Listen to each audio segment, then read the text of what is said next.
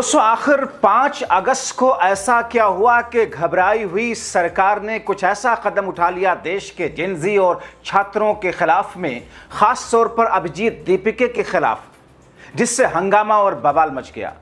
एक तरफ अभिजीत दीपिके अपनी टीम के लोगों के साथ में 2 दिवसीय बैठक में शामिल, तो दूसरी तरफ संसद के भीतर घिरी हुई सरकार आगे कुआं पीछे खाई वाली स्थिति में है। लेकिन दोस्तों, अभिजीत दीपिके के खिलाफ सरकार ने वो कौन सा केस करवा दिया या फिर वो कौन से नए मामले शुरू करा दिए जिसकी बुनियाद पर जेनजी डर जाए, जिसकी बुनियाद पर छात्र डर करके पीछे हो जाए। विस्तार से दोस्तों आपको सब कुछ बताते हैं कि कैसे सरकार का ये कदम उसी के लिए उल्टा पड़ चुका है। दोस्तों, जेनजी के आंदोलन के कुचलने और उनको डराने धमकाने के लिए अब अभिजीत दीपिके और उनकी टीम के खिलाफ भाजपाइयों ने ऐसे ऐसे हथकंडे अपनाने शुरू कर दिए जिससे देश में रोष पैदा हो गया। अब भाजपाई अभिजीत दीपिके के खिलाफ ऐसे ऐसे केसेस कराने शुरू कर दिए हैं जिससे साफ जाहिर है कि सरकार इस आंदोलन से कितनी परेशान है। आने वाले दिनों में कितनी और ज्यादा परेशानी उसकी बढ़ने वाली है, क्योंकि अभिजीत दीपिके ने ऐलान कर दिया है कि अब देशव्यापी होगा। अब सरकार की नीतियों को उसका पंजा मरोड़ मरोड़ करके ठीक करवाएंगे, क्योंकि यह सरकार तो हिटलरशाही वाले रवैये में है। और दोस्तों, इसीलिए घबराई हुई परेशान सरकार अब इस आंदोलन को खत्म कराने के लिए अपने गुर्गों से नीचता की हद पर उतरवा रही है। दोस्तों, हुआ क्या कि जैसे ही दीपिके ने ऐलान किया कि 5 और 6 अगस्त को 2 दिवसीय बैठक के बाद सरकार को अब सभी राज्यों में घेरने का प्लान है, उसके बाद से सरकार पगला गई और फिर से शुरू हुआ ब्लैकमेलिंग का खेल। दोस्तों, सरकार अपने गुर्गों से दीपिके पर पॉक्सो की धारा में केस दर्ज करवाने लगी ताकि दीपिके और उसके लोग देश के जेनजी डर जाएं। एक एक करके आपको इनकी ब्लैकमेलिंग बताते हैं। दोस्तों, अब देखिए ना कि अभिजीत दीपिके के खिलाफ एक अंधभक्त अधिवक्ता रिंकी चैटर्जी से भाजपा ने शिकायत कराई। दीपिके पर 0 एफआईआर दर्ज कराने की जानकारी सामने आई। दीपिके पर आरोप लगा करके उसे फंसाने की ऐसी कोशिश की गई है जिससे कि दीपिके ही फंस जाएगा तो फिर उसकी टीम बिखर जाएगी। मगर शायद सरकार यहां ये भूल कर रही है, गलती कर रही है कि दरअसल जेनजी, ये आंदोलन सिर्फ जेनजी का नहीं है। यह आंदोलन एक सोच है सरकार के नकारापन और निकम्मापन के खिलाफ। यह आंदोलन एक विचारधारा है सरकार के गलत नीतियों को अब उसकी राजनीतिक गर्दन को मरोड़ करके ठीक कराने के लिए। क्योंकि दोस्तों, आरोप क्या लगाया गया दीपिके के खिलाफ? आरोप में कहा गया, और ये दोस्तों, ये जिसे आप देख रहे हैं दोस्तों, रिंकी चैटर्जी, जिसका बैकग्राउंड भारतीय जनता पार्टी के समर्थन में गुजरा है, दीपिके पर 0 एफआईआर दर्ज करा देने की जानकारी अब सामने आई है। यह आरोप लगाकर उसे फंसाने की कोशिश की जा रही है कि प्रदर्शन में एक नाबालिग की भागीदारी हुई, 12 वर्षीय नाबालिग की, जिस कारण पॉक्सो की धारा में केस चले, पॉक्सो एक्ट और अन्य कानूनी प्रावधानों के तहत कार्रवाई की जाए। दोस्तों, आमतौर पर पॉक्सो एक्ट नाबालिग के साथ दुराचार, उसकी इज्जत तार तार करने पर लगती है, जो बहुत संगीन है, और इस धारा में फौरन गिरफ्तारी भी होती है। ये और बात है कि हमने देखा इसी देश के अंदर कि कैसे एक भारतीय जनता पार्टी के सांसद के ऊपर जब नाबालिग पॉक्सो एक्ट में मुकदमा दर्ज कराती है तो फिर बीजेपी उस सांसद की गिरफ्तारी होने नहीं देती। महिला पहलवानों वाले प्रदर्शन में आपको याद होगा, नाबालिग ने भी पॉक्सो एक्ट में बीजेपी के सांसद के खिलाफ मुकदमा दर्ज कराया था, मगर दिल्ली पुलिस ने गिरफ्तार नहीं किया था। दरअसल ये सरकार हिटलरशाही और तानाशाही वाले रवैये को लेकर ही नहीं चलती, बल्कि ये सरकार कानून को जूतों तले रौंद करके अपने आप को सत्ता पर बनाए रखने के लिए कुछ भी करती है। भाजपा का सांसद आजाद घूमता रहा। खैर, अब इस मामले में भाजपा समर्थक अधिवक्ता ने अभिजीत दीपिके पर 0 एफआईआर कराई। 0 एफआईआर एक ऐसी एफआईआर होती है जिसे किसी भी पुलिस थाने में कहीं भी देश के अंदर दर्ज कराया जा सकता है, चाहे घटना उस थाने के अधिकार क्षेत्र में हो या ना हो। और दोस्तों, इसका उद्देश्य संज्ञेय अपराध की सूचना मिलने पर तत्काल कार्रवाई सुनिश्चित करना है। बाद में इसे संबंधित क्षेत्र के पुलिस थाने को दे दिया जाता है। शिकायतकर्ता ने इसी व्यवस्था का उपयोग करते हुए मामला दर्ज कराया। इससे जांच शुरू करने में देरी नहीं होती। हालांकि 0 एफआईआर दर्ज होना किसी व्यक्ति के दोषी होने का प्रमाण नहीं है। आगे की जांच साक्ष्यों के आधार पर ही पुलिस निर्णय और फैसला करती है। अब दोस्तों, अभिजीत दीपिके ने इस पर ऐलान करते हुए कह दिया कि जितना दमन करना है दमन कर लो, जितना डराना है, धमकाना है, दुरुपयोग करना है कानूनों का, एजेंसियों का, कर लो, हम रुकने वाले नहीं। ऐसी बाधा डाली जाए, जितनी डालनी हो डाल लो, वो अपना काम करके रहेंगे, हम रुकेंगे नहीं। हम उनके लिए एक चुनौती हो गए हैं। अब सीजीपी एक प्रेशर ग्रुप होगा, क्योंकि भारत को अभी एक प्रेशर ग्रुप की जरूरत है। सरकार को कुछ भी नहीं करने दे सकते हैं। अब दोस्तों, आप सोचिए, अभिजीत और उनकी टीम को रोकने के लिए क्या कुछ नहीं किया जा रहा है।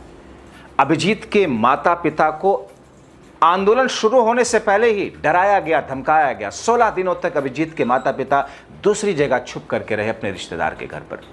अभिजीत के माता पिता के खिलाफ और अभिजीत के खिलाफ में भारतीय जनता पार्टी के लोगों ने आरटीआई फाइल की कि साहब, इनके पास 100 आय से अधिक संपत्ति है, जांच होनी चाहिए। कैसे इनका बेटा पहुंच गया अमेरिका पढ़ने के लिए, जिस पर अभिजीत दीपिके ने कह दिया था कि हम तो अपने सारे डॉक्यूमेंट और डिग्रियां दिखा देंगे, आप अपने बड़े वाले नेता से उनकी बड़ी बड़ी एमए और बीए की डिग्रियां दिखवा दीजिए, हिम्मत है तो। अभिजीत के खिलाफ में हर उस स्तर पर जाकर के सरकार उससे जुड़े हुए अंधभक्त अब कदम उठा रहे हैं, जिसमें अभिजीत को फंसाने की कोशिश की जा रही है। मगर अभिजीत ने कह दिया ये सब चीजें चलने वाली नहीं। अब दोस्तों, आप सोचिए, उस जंतर मंतर पर 12 वर्ष की लड़की आई, प्रदर्शन में शामिल हुई, इसके कारण अभिजीत के खिलाफ एफआईआर। दसियों हजार लोग वहां पर आते जाते थे। दोस्तों, अभिजीत की निगाह सब पर है, और ऐसे प्रदर्शनों में होते हैं, माता पिता अपने छोटे छोटे बच्चों को लेकर आते हैं, जैसे कि मेला हो कोई। तो फिर अगर ऐसी स्थिति है, तो फिर प्रधानमंत्री मोदी, जिनकी डिग्री को लेकर इतना विवाद है, वो तो गुरु हो गए विश्व के। वो तो बच्चों को एग्जाम से पहले एग्जाम पर चर्चा करते हैं, उनको गुरु मंत्र देते हैं, जिनकी अपनी ही डिग्री का था पता नहीं, उन बच्चों के साथ में 12 वर्ष की मासूम बच्ची अगर कोई आई तो उसके लिए अभिजीत के खिलाफ पॉक्सो एक्ट करोगे। मगर इसी बीच में एक और खुलासा हुआ। जैसे भारतीय जनता पार्टी ने यह सब षड्यंत्र रचने की कोशिश की, एक और खुलासा हुआ जिसने सरकार को मुश्किल में डाल दिया। 20 जुलाई को आयोजित चलो संसद मार्च के दौरान रैपिड एक्शन फोर्स द्वारा चलाए गए पायलट गन, छर्रे वाली बंदूक के मामले में एक बड़ा खुलासा सामने आया।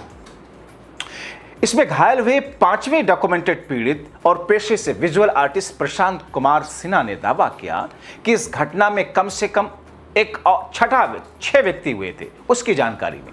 यानी कि अभी तक सरकार जिसको एक्सेप्ट नहीं कर रही थी कि ऐसा कुछ हुआ है, उसमें एक नहीं दोस्तों, 6 प्रदर्शनकारियों के ऊपर पायलट गन चली है। मूल रूप से बिहार के निवासी और दिल्ली के मयूर विहार में रहने वाले Prashant Kumar Singh water colour, pastel और ऑयल पेंटिंग में चित्रकार हैं। 20 जुलाई को संसद की ओर मार्च करते दौरान दाएं हाथ और सीने में छर्रे लगने से वो गंभीर रूप से घायल हुए। प्रशांत के अनुसार 20 जुलाई को शाम लगभग 4:30 बजे जब उन्हें लेडी हार्डिंग अस्पताल ले जाया गया, तब उनके साथ ही एक अन्य घायल प्रदर्शनकारी भी पहुंचा था। 4 घायल पुरुषों और एक महिला की तस्वीर आपने देखी मीडिया में। उनका कहना है कि अस्पताल पहुंचा 6ठा व्यक्ति इसमें कोई नहीं है, यानी कि एक और शख्स है। इस 6ठे व्यक्ति की तस्वीर एक शख्स ने साझा की जिसका इलाज इसी अस्पताल में हुआ। प्रशांत के दाहिने हाथ और सीने में अभी तक धातु के छर्रे यानी कि पैलेट्स मौजूद हैं। डॉक्टरों ने उन्हें चेतावनी दी कि उन्हें निकालने के लिए नसों और मांसपेशियों को काटना पड़ेगा। नसों और मांसपेशियों को काटना पड़ेगा। सरकार क्या कह रही है? ना ना ना ना, पैलेट गन कुछ। और इनके पिछलुग्गो, सड़े गले अंधभक्त, अधकचरे ज्ञान वाले लोग किस तौर पर, खास तौर पर वो जो कि पुलिस विभाग में बड़े बड़े पोस्ट पर हैं, गद्दार मीडिया के पैनलों पर बैठ करके कहते हैं कि नहीं बिल्कुल सही किया पुलिस ने। ऐसे लोगों की जगह तो जेल की सलाखें होनी चाहिए दोस्तों, जो अंधभक्ति में डूब करके सरकार के गंदे शिट लगे हुए तलवे चाट चाट करके इस किस्म की बातें करते हैं। डॉक्टर क्या कह रहे हैं कि छर्रों को निकालने के लिए नसों और मांसपेशियों को काटना पड़ेगा, जिससे उनके हाथ को स्थायी नुकसान पहुंच सकता है। मगर ये गोदी गिद्ध और सत्ता पक्ष के चमन चोपड़े किस तौर पर किस किस्म की बात करते हैं। डॉक्टरों के अनुसार ऑपरेशन करने पर भविष्य में उनके चित्रकारी के करियर पर बुरा असर पड़ेगा। जबकि सुरक्षा बल और रैपिड एक्शन फोर्स आरएफ ने दावा किया था कि भीड़ को हटाने के लिए केवल प्लास्टिक या रबर के छर्रों का इस्तेमाल किया गया था। हालांकि द हिंदू, इंडिया टुडे और इंडियन एक्सप्रेस की रिपोर्ट के मुताबिक प्रशांत के मेडिकल रिकॉर्ड सरकारी एजेंसियों के दावे को खारिज करते हैं। मेडिको लीगल सर्टिफिकेट यानी कि MLC, Lady Hardinge Medical College and Hospital के एमएलसी में स्पष्ट रूप से पायलट चोट दर्ज है। 29 जुलाई को होली फैमिली अस्पताल में कराए गए एक्सरे में प्रशांत के दाहिने हाथ और सीने के ऊपर उस हिस्सों में कम से कम 10 छर्रे फंसे होने की बात हुई, पुष्टि हुई है। लेडी हार्डिंग में शुरुआत में केवल सतह के घावों का इलाज करके कुछ टुकड़ों को निकाला गया। बाद में लोकनायक अस्पताल और होली फैमिली अस्पताल में जांच के बाद पता चला छर्रे मांसपेशियों के अंदर गहराई तक धंसे हैं। जवाब देंगे मोदी और शाह? इसीलिए किसी चोरों की माफिक संसद आने से घबरा रहे हैं। हमारे नेता हैं, हमारे देश के गृह मंत्री हो आप, हमारे देश के प्रधानमंत्री हो नरेंद्र मोदी जी। संसद में आइए, जिम्मेदारी लीजिए, जवाबदेही तय कीजिए और ऐसे लोगों पर कार्रवाई हो। हमारे देश का युवा है जिसकी जिंदगी खतरे में है, मगर आपको क्या? आपको तो बस चुनावी मैकेनिज्म में ही सब कुछ लगा देना है। दोस्तों, पैलेट गन से घायल अनडॉक्यूमेंटेड पीड़ितों के बारे में आपको बताऊं कौन कौन है। 20 जुलाई के प्रदर्शन के दौरान अब तक सामने आए 5 प्रमुख पीड़ितों में प्रशांत कुमार सिंह 25 वर्ष पेंटर, दाहिने हाथ और सीने में 10 से अधिक मेटल के छर्रे। साहिल लॉन्चबे 19 वर्षीय युवक, आंखों की रोशनी को स्थायी नुकसान पहुंचने का खतरा। शेख इरशाद मंसूरी पैलेट गन से घायल प्रदर्शनकारी, सुप्रीम कोर्ट में याचिकाकर्ता। नूतन 32 वर्ष की रांची के निवासी, गुड़गांव में कार्यरत है। राम मनोहर लोहिया, अस्पताल की रिपोर्ट के अनुसार दाहिने कान पर गन शॉट आघात, कान का हिस्सा काटने के कारण टांके लगाने पड़े। 20 वर्षीय युवक, पीठ और हाथ में छर्रे लगे, पहचान गुप्त रखी गई। इनके अलावा एक और शख्स, क्योंकि शुरुआत में दिल्ली पुलिस ने प्रदर्शनकारियों पर पैलेट गन के इस्तेमाल से साफ इनकार कर दिया था।